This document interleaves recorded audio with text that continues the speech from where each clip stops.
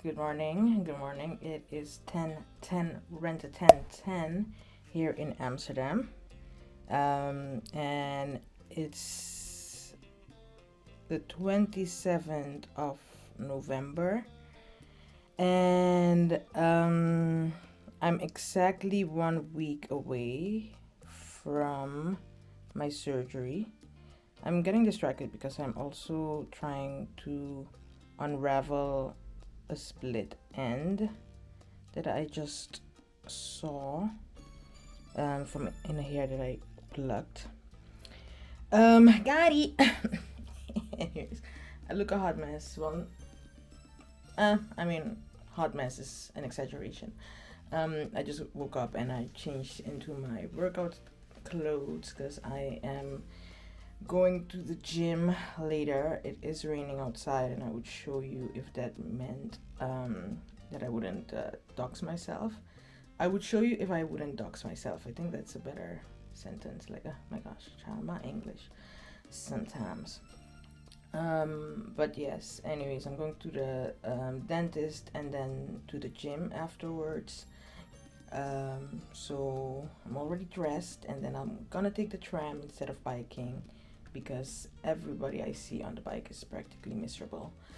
And I will not be caught like a rat in the rain. Anyways, I just picked up the camera because it's a week before my surgery, as I said before, and I am starting to feel anxious, jitters about the surgery, just a lot of things that are crossing my mind. Like, will I regret it? Am I sure that I'm making the right decision? Wait, I need my lip balm because my lips are dry. Oh my gosh, ow. I got this new lip balm from The Ordinary, and it's so cute. So cute. So cute. I don't know why I'm holding the camera. Like, I should have just put against something. This is better. But yeah, so as I said, I am feeling a bit jittery because next week I will be laying on an operating table, and this video will also form part of the poop journey video, so by the time you're watching this, when I put lip balm, I want it to be in all the crevices of my lips, like every inch, every corner of my lip. Ooh. Anyways, loving some good lip balm. But yeah, so by the time I will upload this, I will already have had the surgery, and I will be laying somewhere recovering, either in my bed or at Adin's house, because I am gonna stay a few days at her place, just so that I'm not alone. But yeah, I am feeling a bit anxious. I am feeling a bit jittery about it, which I think it's normal. It's a huge step. Ever since I've gotten boobs, actually, I've wanted to have them smaller. I was the first one in my class to have boobs. I must have a picture somewhere. I was somewhere in the 6th grade in Venezuela, which by that age I might have been either, I don't know, 12, 13. Edad de sexto grado de primaria. Yeah. In Venezuela, mira. Sí, sexto grado. 11 a 12 años, sí. Yeah, so 11 to 12 years. When I started getting what my family used to call mosquito bites. And I always felt like an outsider because I was the only one of my friends that had boobs at that age. Do I look good? Do you see me? Okay. I haven't moisturized my face this morning, so you're getting the full unmoisturized version of me. But yeah, it's okay. Anyways, so yeah, I felt like an outsider because I remember there was also the year that we went to South Africa, and we had a stop in Amsterdam or in the Netherlands, and I remember going and buying like small bralettes with my mom, and I felt self-conscious because of course I was like, oh my gosh, not me being in this whole bra section at 11, like my gosh, what is this? So then when I got back to Venezuela after that holiday, I was the only one in my class of the girls that had boobs. And I remember kind of like feeling self-conscious about it, but in a certain way, I didn't mind, and I didn't mind that size because it was still fairly normal. But then I think from 14 to 15, I had this huge growth spur in my boobs, and I just got to a bigger size compared to all of my friends. And that's also when I started like getting self-conscious. And I remember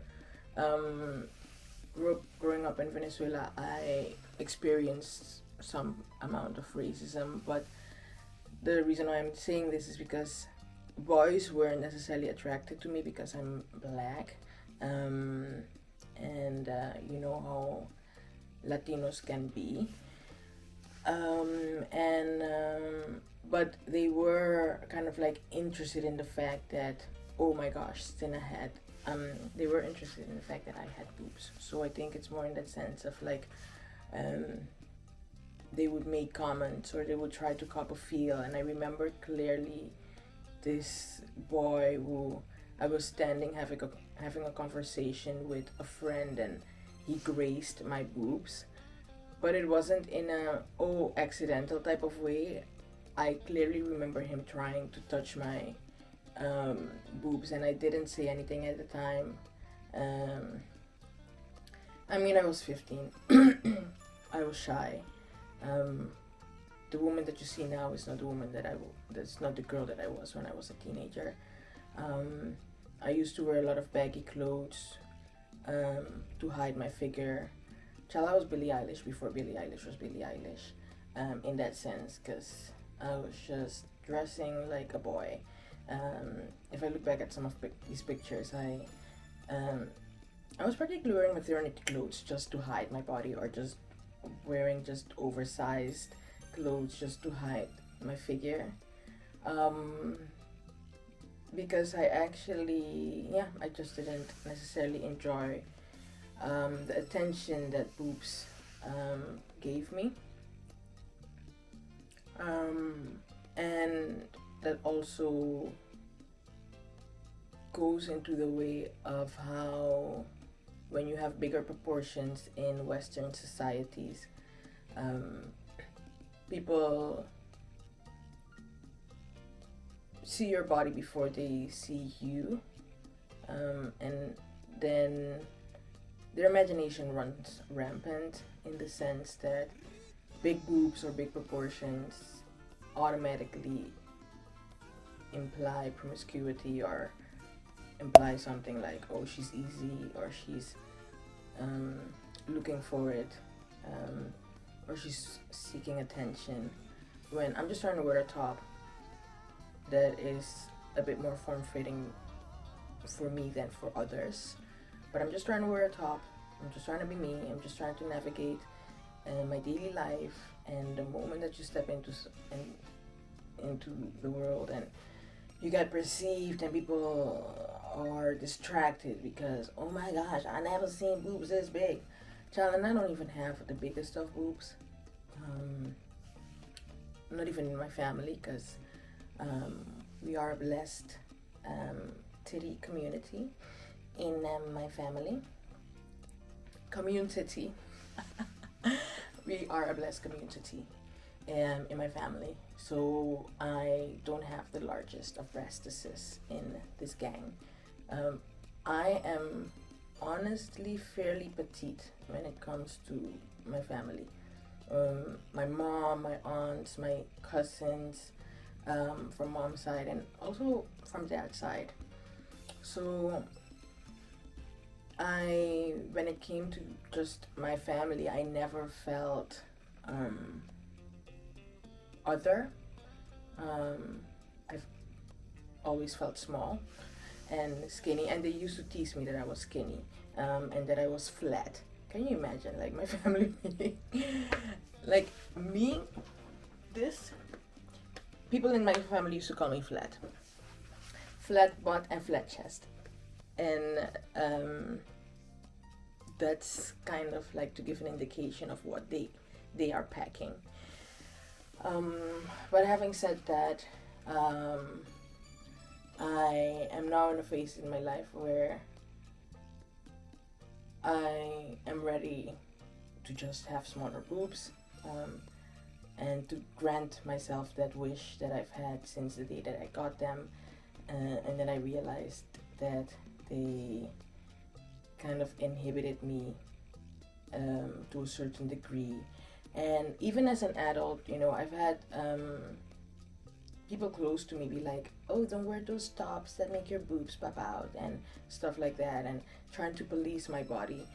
And I am also kind of like questioning myself, okay, like, am I doing it for me or am I doing it for society's society's perspective on chests, on breastises? I think both.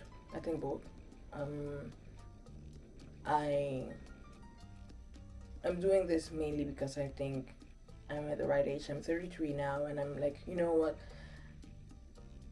I can still get a lot out of them. I can still get a lot out of them. I can still, after I've done my surgery, be like, "Hello world, new tatas in the gang, and be more active, and also while doing things like pole dancing or just dancing in general, or being active in the gym, or running. Boobs just get in the way, and I think everybody in the Big Titty Committee knows that it's just, you just feel the weight on your chest. And something that I also have is sometimes I have trouble burping because just the pressure of it on my chest makes it harder to even burp. So I am doing it in part because of what I want for myself, going further, fitness, body wise, and then I'm also doing it because I just don't want to be perceived to that extent anymore. And I know we live in a society where you are perceived, so I'm not gonna be able to eliminate that fully. But if you have big boobs, I hope I don't get flagged for this, because I don't know what YouTube does. But anyways, I hope I don't get suppressed, because not a lot of people watch the channel still. But anyways, I hope I don't get that suppressed by this video. But anyway,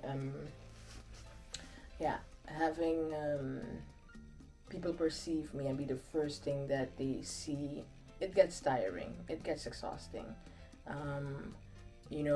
I I think one of the most annoying things is when you are trying to tell people like, "Oh yeah, my eyes are up here," and the assumption that men mostly, but I've also had this experience with women, assume that my boobs are there for their entertainment.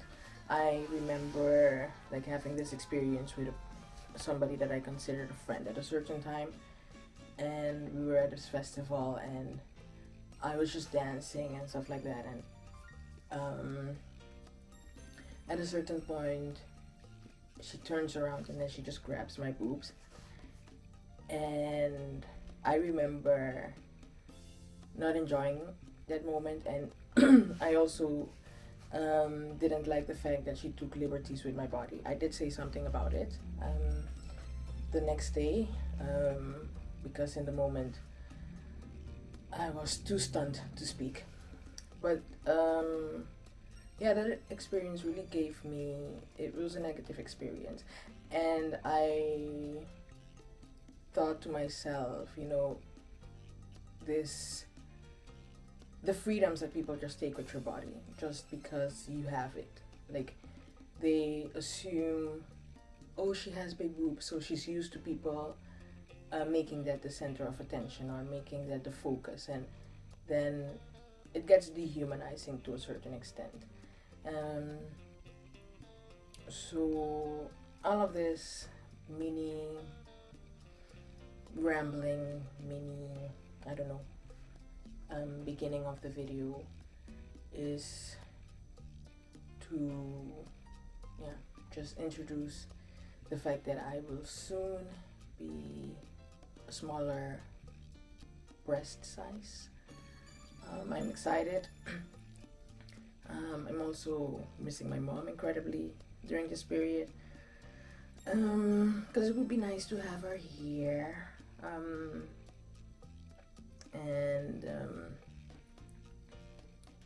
But she's also been she's also been my biggest supporter in this process. She's like, I also wanted to get one, and I almost planned it, but I got scared because the doctor was like, you might not breastfeed in the end, and when you have children. So then she got scared and she didn't do it.